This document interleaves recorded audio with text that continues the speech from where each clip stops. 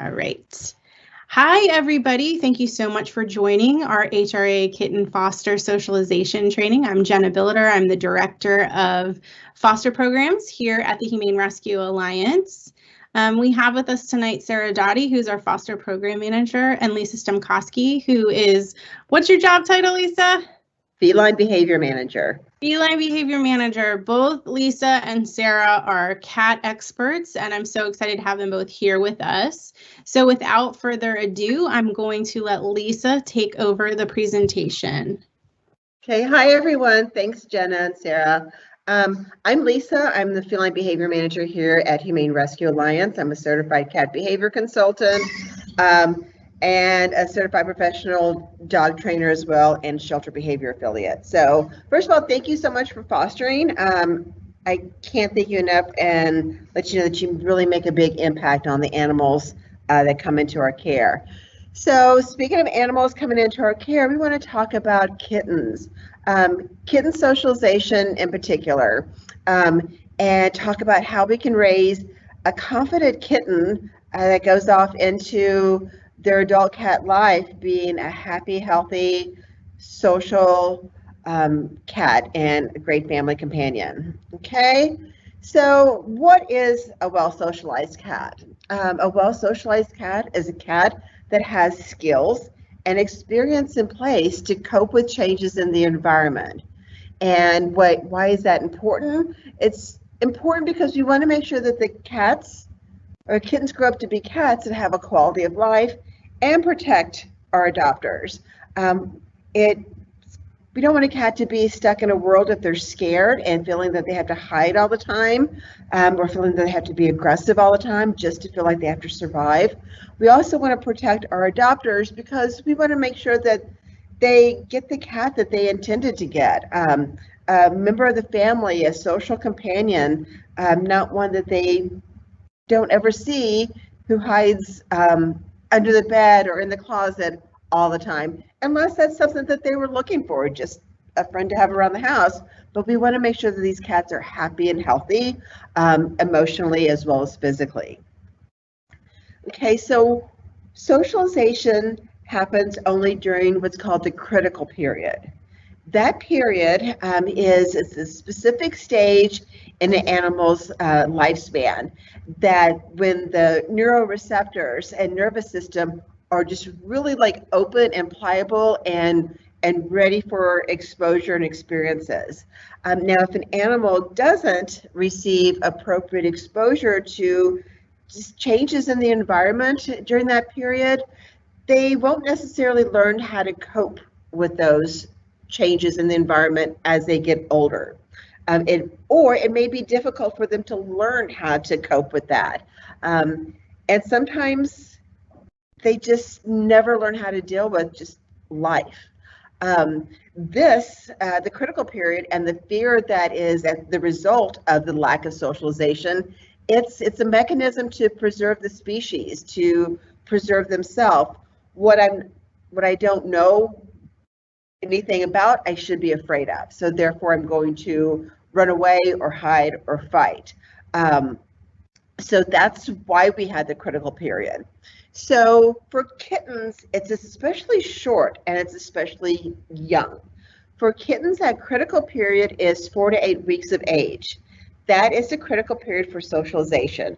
Socialization, specifically socialization, does not take or cannot happen beyond 8 weeks. They can still learn to accept and enjoy novel things, people, handling, etc., but it is not socialization. Okay, so how do you socialize a kitten in this critical period?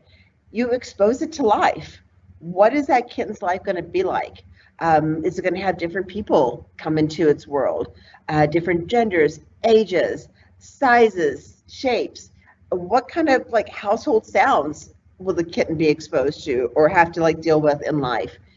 The TV, traffic sounds, washer, dryer, vacuum, the AC coming on that just came on a few minutes ago and kind of scared me. Life has so many like sounds to it. Just kind of sit back and listen to what's going on in your home right now. and think about these kittens having to learn to like deal with those sounds, accept those sounds as part of life. Okay, so there's a term that's called raising underfoot. Okay, so we want to raise our kittens underfoot. Being raised underfoot means that a kitten or even a puppy is raised in a home where life is lived. So in the rooms where everyone gets together to watch TV, in the rooms where you might have your kids play, in the rooms where you might do your work, fix a meal, where life happens.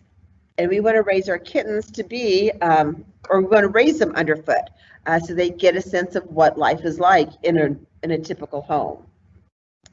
So to start to raise your kitten underfoot, think about how you can prepare your space. Kittens are small, so they can go into small areas. Up in the top corner here, we have the playpen. This is what I use for my own kittens. I put them in a playpen, and it's right in the middle of my living room. It's open or mesh, so the kittens can get all the sights and sounds of people going in and out, my own cats and TV and all that. A large dog crate will work too. They even make special cat enclosures that are multi-tiered. You can even take 2 or 3 baby gates, stack them on top of one another. If you need to block off a door to, like, say, maybe a half bathroom that you have near your main living area, or even an office or another bedroom that's, again, near your main living area. So just think about how you can confine them in that space. Okay, and then what do you do from there? You just carry on with life.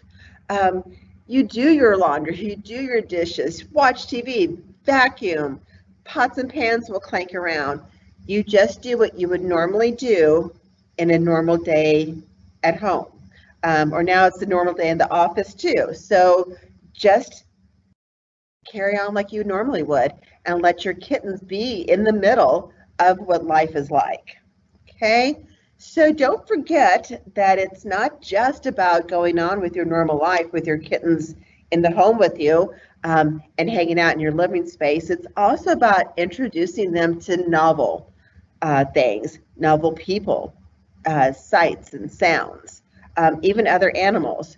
So think about how you can introduce them to all these other things. Your friends, your neighbors, your coworkers.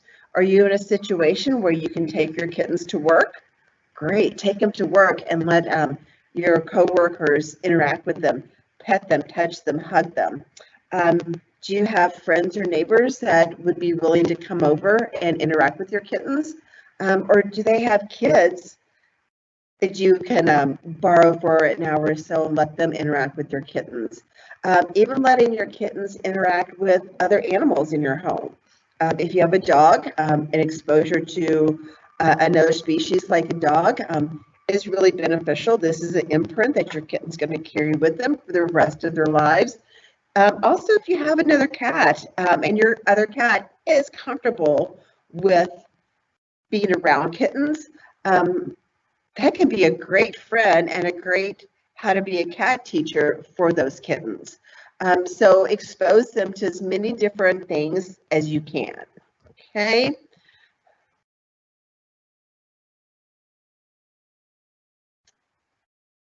Too far. Okay. So beyond just that exposure and living life, you have to make sure that your kitten is comfortable having everything touched and handled. I'm talking their ears, their toes, their paws, even their teeth. Okay, let me show you a little video here of what handling might look like, or an exercise in handling might look like for you.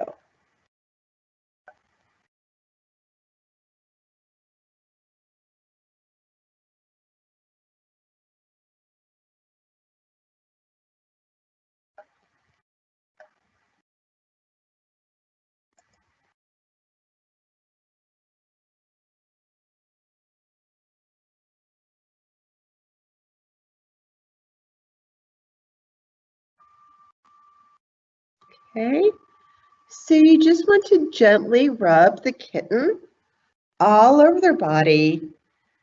Pet them on the head, neck, shoulders. Touch their little paws. Extend the nails in their paws. Touch their ears. Look at their teeth, their nose. And the little kitten is making biscuits here. It's so comfortable with all the handling.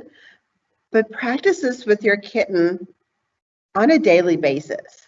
If you can get novel people to help you do this, have them do a handling session, then welcome them in to do it. Okay, and then make sure that you're able to basically do like a vet check with your kitten and they're comfortable with this. Handling is life for your cats. We want to make sure that they're comfortable being handled because they need to go to the vet on an annual basis. We want to make sure they're comfortable with handling because they're going to need their nails trimmed on a regular basis.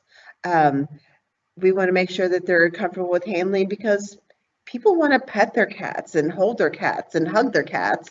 And we want to make sure that we give them every opportunity to learn to like accept, tolerate, and really love that handling. Okay.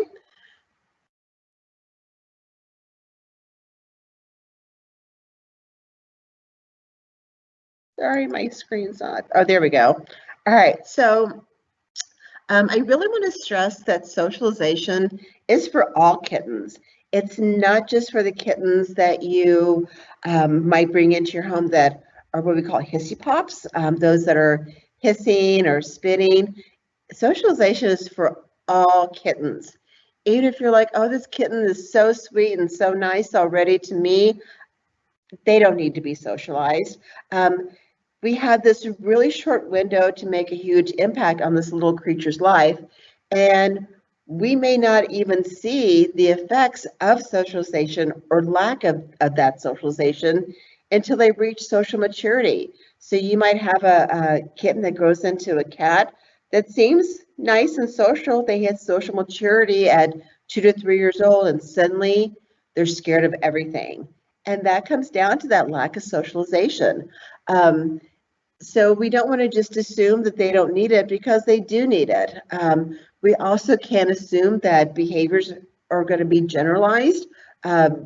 Socialization doesn't just generalize. We have to make sure that they're exposed to multiple different people and things that are similar. So what generalization means is that that same like emotional response a cat or kitten might have to a certain situation with a certain context, that it translates to every similar context or every similar situation or similar environment. That doesn't happen. Generalization isn't just magically there. You have to practice and practice. That's how it starts to happen. So we don't want to just assume that they're comfortable with us, so they'll be comfortable with everyone.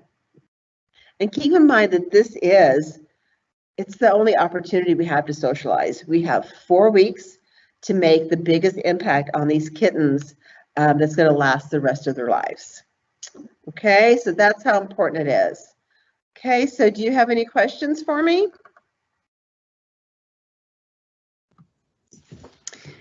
So I think some of the questions are, some of the common questions fosters typically ask are, what do I do if I get really angry kittens? How do I handle them? How do I set them up? Should I confine them? How should I confine them? Those kinds of questions. So as long as the kittens specifically are, say, under 10 weeks old, then you're going to go through the same steps that we talked about today. Definitely confine them. You don't want angry kittens hiding in all kinds of places in your home. You want them to be confined into a playpen or a room where maybe you've blocked off some of the hiding places. You want to have access to them. That's why the playpens are so helpful. And then you go through the same steps. With angry kittens, you might want to make sure that you're pairing everything with food as much as you can to keep it positive. Wrap the kittens in towels if their little nails are sharp and they're kind of maybe fighting you. So use the towel to kind of keep them a little bit more restrained while you work with them. But the same steps would be as a kitten that doesn't seem to be hissy or angry. Great. Is it ever common to get kittens in the age range of 4 to 8 weeks that you don't see make any progress if folks are, one, pairing with yummy food, but also just exposing them to normal life? Does that ever happen? So that's a good question. So yes, genetics do have a play at this.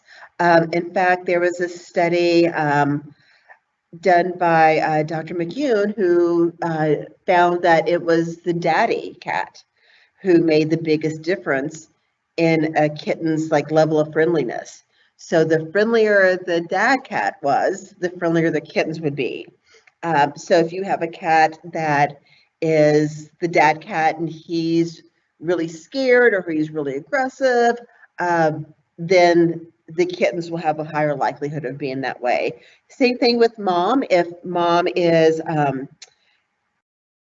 under stress or a lot of duress while she is carrying her litter, cortisol does enter her in utero, the kittens, so that can increase their levels of fear and anxiety.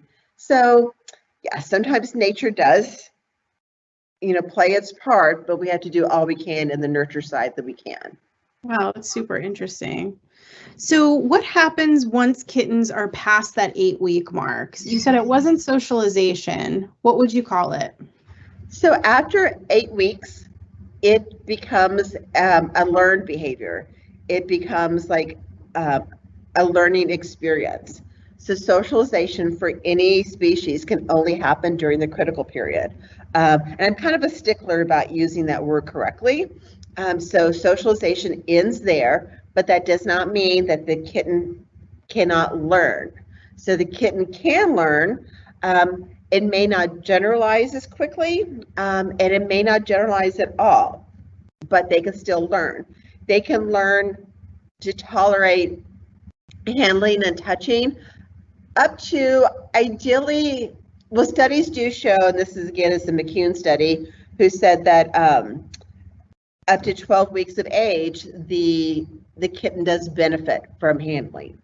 So we do know that. We have been able to push it and seen it pushed up to maybe 14, 16 weeks is really pushing the envelope though.